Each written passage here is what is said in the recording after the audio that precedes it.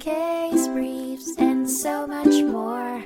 LSData's got what you're looking for.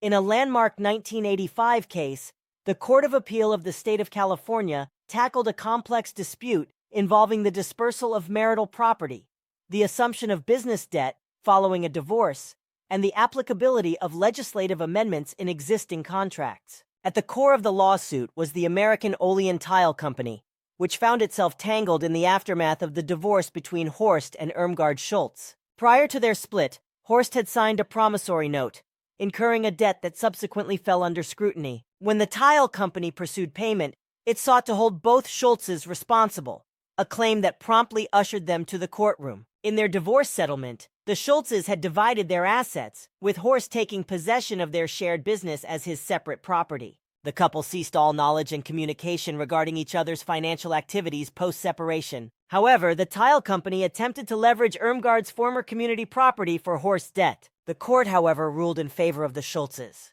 It decreed that Horst alone was responsible for the debt, citing newly amended legislative changes to back its stance. These changes specified that a divorced spouse isn't liable for their ex-partner's separate property business debts, unless they were delegated in the marital settlement. American Olean Tile Company protested the retroactive application of the new law, alleging that it was unjustly disadvantaged.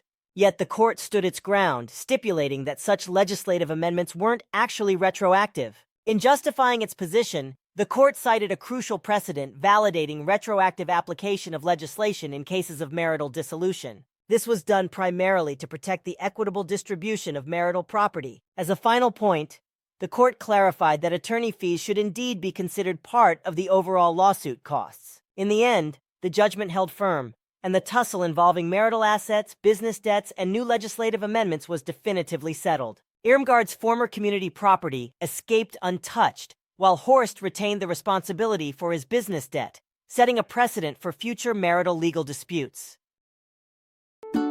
Case briefs, and so much more. LSData's got what you're looking for. Visit lsd.law, elevate your mind. Leave the stress of class.